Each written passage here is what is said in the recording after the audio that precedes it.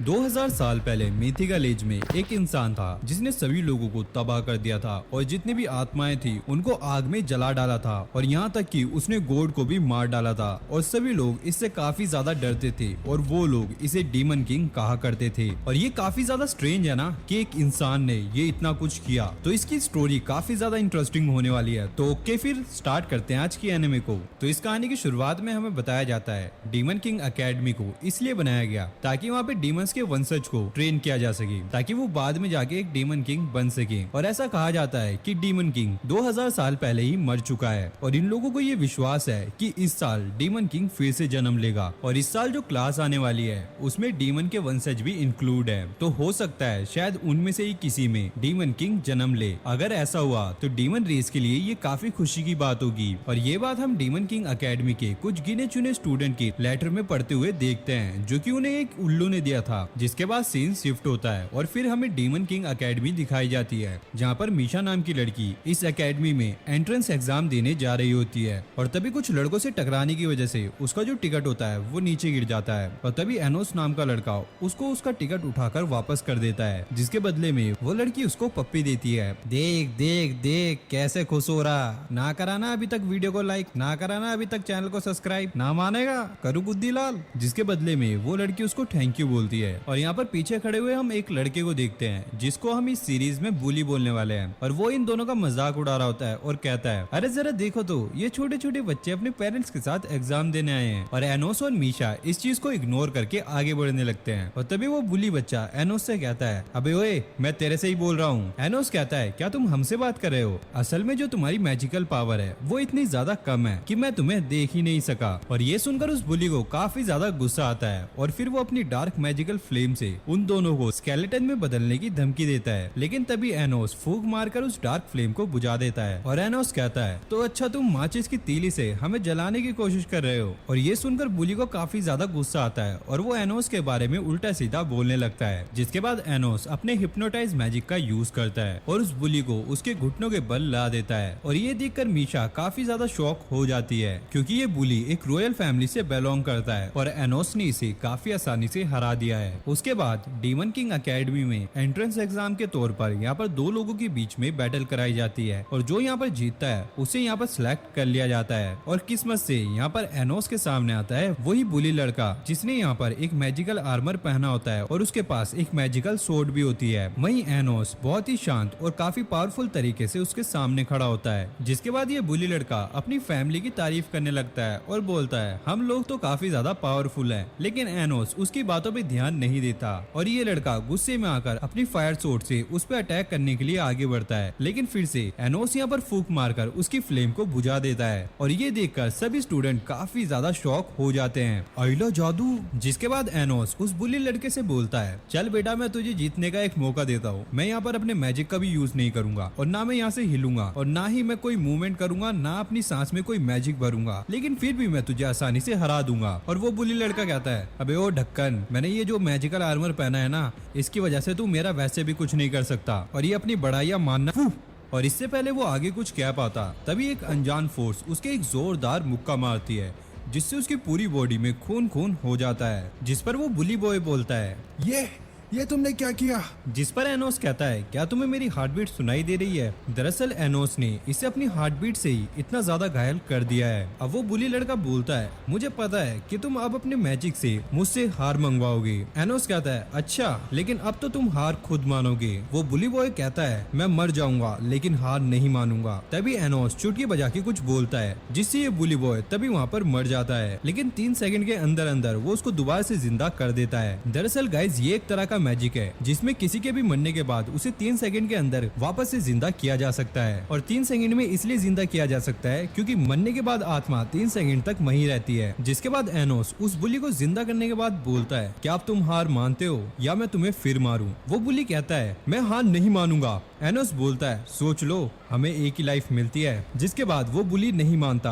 तो एनोस उसको 5-6 बार फिर से मारता है और एनोस कहता है हर बार मरने के बाद बंदे का नजरिया थोड़ा सा चेंज हो जाता है। और सरप्राइजिंगली यहाँ पर ये बुली बॉय हार मान लेता है और इसने हार इसलिए मानी क्योंकि पहली बार मरने के बाद इसने मौत को काफी करीब से देखा, इसलिए इसके मन में यहाँ पर डर बैठ गया और अब एनोस ने इसे बिना किसी फोर्स के आसानी से हार मनवा ली। वहीं दूसरे असेसमेंट टेस्ट के दौरान जहाँ पर सभी लोगों के स्कोर 200 से 300 के करीब आ रहे थे, वहीं मीशा का स्कोर 1 लाख से ऊपर आता है और एनोस की पावर तो पूछो ही मत। उसकी पावर इतनी ज्यादा थी जो क्रिस्टल इनकी पावर को कैलकुलेट कर रहा था वो क्रिस्टल ही टूट जाता है। और एप्टीट्यूड टेस्ट में भी ये दोनों काफी अच्छा परफॉर्म करते हैं। जिसके बाद सब कुछ खत्म होने के बाद ये दोनों अपने घर जाने लगते हैं। वहीं एनोस मीशा को अपने घर पर डिनर करने के लिए बुलाता है और मीशा यहाँ पर मान जाती है। जिसके बाद एनोस अपने टेलीपोर्टेशन मैजिक का यूज करके अपने घर टेलीपोर्ट हो जाता है और इनके घर पहुंचने के बाद एनोस की मॉम उससे एंट्रेंस एग्जाम के बारे में पूछती है। एनोस बताता है कि वो फर्स्ट क्लास पास हो गया है और उसकी मॉम कहती है अरे वाह तुम पैदा होने के 1 महीने के अंदर अंदर डीमन किंग एकेडमी के एंट्रेंस एग्जाम में भी पास हो गए। और यहाँ पर हमें पता लगता है कि एनोस सिर्फ अभी 1 महीने का है। सम हाउस की ग्रोथ बाकियों के मुकाबले काफी ज्यादा हुई है और ऐसा क्यों हुआ ये हमें आगे पता लगेगा। जिसके बाद एनोस मीशा को अपनी मॉम से मिलाता है और उसकी मॉम मीशा को देखकर काफी ज्यादा खुश हो जाती है और बोलती है अरे वाह तुम अपने जन्म के 1 महीने के अंदर ही अपनी वाइफ को घर लिया है। और एनोस के डैड तो काफी ज्यादा खुश हो जाते हैं और वो बोलते हैं ओए ओए क्या बात है, अब तो लड़का बड़ा हो गया है। और भाई देख लो इनको कैसे इसको मोटिवेट कर रहे हैं, वो भी 1 महीने के बच्चे को यार। जिसके बाद ये लोग डिनर के लिए बैठ जाते हैं। वहाँ पर एनोस की मॉम एकदम सीरियस होकर ये पूछती है तुम्हें मेरे बेटे में क्या पसंद आया। जिस पर मीशा बताती है कि आपके बेटे ने मेरे साथ काफी अच्छे से बिहेव किया और ये सुनकर उसकी मॉम काफी ज्यादा खुश होती है। फिर एनोस की मॉम पूछती है तुम दोनों में से पहले बात करनी किसने स्टार्ट की।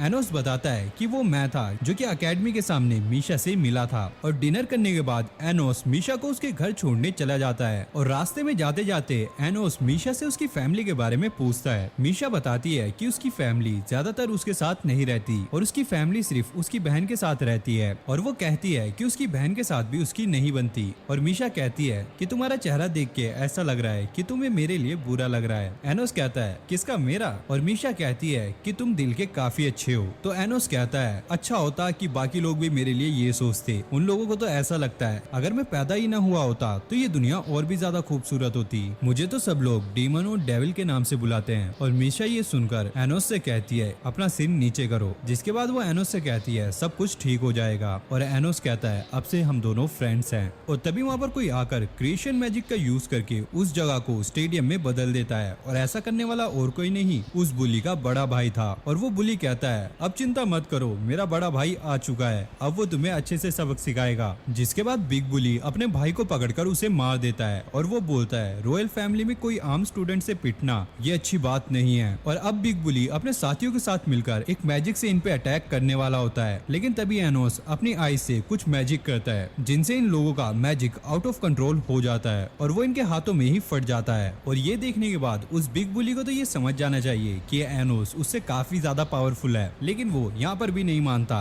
और वो कहता है कि मैं अपने पूर्वजों द्वारा दिए गए मैजिक का अब यूज करने वाला हूँ जो कि काफी ज्यादा खतरनाक है। और फिर वो एनोस और मीशा पर अटैक करता है। जिसके बाद यहाँ पर बहुत बड़ा धमाका होता है। लेकिन जैसे यहाँ पर धुआं हटता है तो वो देखता है कि यहाँ पर इन दोनों को कुछ भी नहीं हुआ। ये देखकर उसकी आंखें फटी की फटी रह जाती हैं। और एनोस बताता है अबे वो बुड़बक, ये मैजिक मैंने ही क्रिएट किया हुआ है तो इसका मेरे पे कोई भी असर नहीं होगा। जिसके बाद वो अपने मैजिक से छोटे बुली को एक ज़ोंबी में कन्वर्ट कर देता है और बड़े बुली पर अटैक करने के लिए छोड़ देता है। और वो ज़ोंबी बुली अपने बड़े भाई पर अटैक करने लग जाता है और कहता है तुमने मुझे क्यों मारा, अब मैं तुम्हें बताऊंगा कि मैं कौन हूँ। और यहाँ पर इस ज़ोंबी को इतना गुस्सा इसलिए आ रहा था क्योंकि इसके बड़े भाई ने ईगो में आकर इसको मार दिया था, क्योंकि उसका मानना था कि रॉयल फैमिली वाले कभी भी हार नहीं सकते। लेकिन यहाँ पर बिग बुली उस ज़ोंबी पर अटैक करता है, लेकिन इस ज़ोंबी पर कोई भी असर नहीं होता और ये बुली एक ज़ोंबी बनकर अब काफी ज्यादा पावरफुल बन गया है, अपने बड़े भाई से भी ज्यादा। और यहाँ पर एनोस कहता है कि तुम अपने भाई के साथ मिल जाओ और फिर तुम शायद मुझे हरा सकते हो। लेकिन यहाँ पर बिग बुली इस बात को नहीं मानता,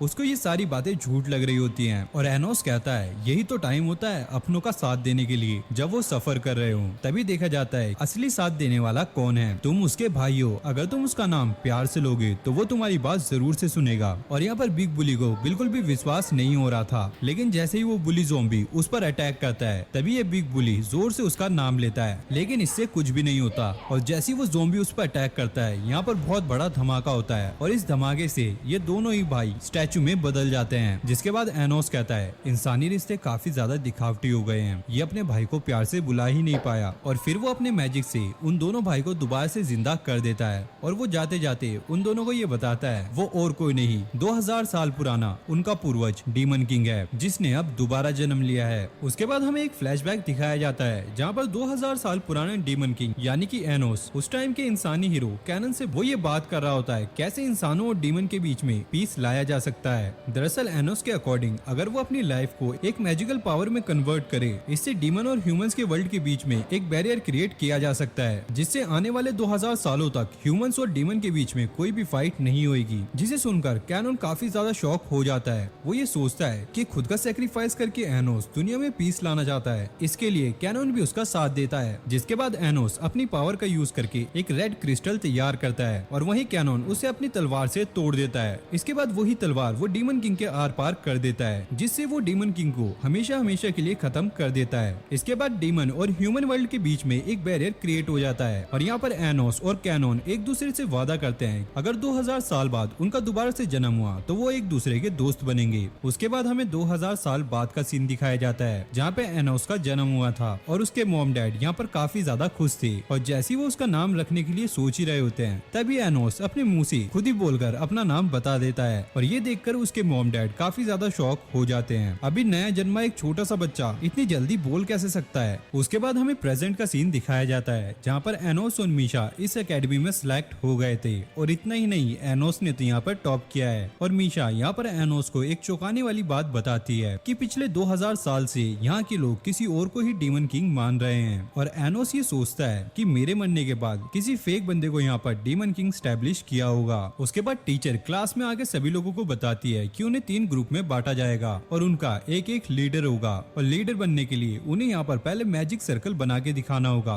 और जो ये मैजिक सर्कल बना देगा उसे यहाँ पर लीडर बनाया जाएगा। और एनोस लीडर बनने के लिए अपना हाथ खड़ा करता है लेकिन उसकी टीचर उसे यहाँ पर मना कर देती है क्योंकि एनोस का खून यहाँ पर मिलावटी है, उसका खून बाकियों की तरह प्योर नहीं है और इसीलिए एनोस यहाँ पर डीमन किंग बनने के लिए मिसफिट है। तो भाई अब देखना ही है कि कैसे ये लोंडा डीमन किंग बनेगा और आप इसकी जगह होते तो आप क्या करते अभी तक। और एनोस का खून मिलावटी होने की वजह से उसे यहाँ पर लीडर भी नहीं बनाया जाता, लेकिन एनोस टीचर को मैजिक सर्कल बनाने के लिए चैलेंज करता है और वो काफी आसानी से बना भी देता है। और वो यही नहीं रुकता, वो उस मैजिकल सर्कल को भी गलत ठहरा देता है जिसे ये लोग काफी टाइम से फॉलो करते आ रहे हैं और उसे काफी आसानी से अपने मैजिक से भी ठीक कर देता है। और ये देखकर टीचर काफी ज्यादा शॉक हो जाती है और हो भी क्यों ना, क्योंकि डीमन किंग की फैमिली के मैजिक सर्कल को ऐसे चेंज करना किसी आम बंदे की बात नहीं है। और इससे यहाँ पर ये टीचर भी इम्प्रेस हो जाती है। फिर होता क्या, टीचर को उसको लीडर बनाना पड़ा और उसके बाद टीचर इन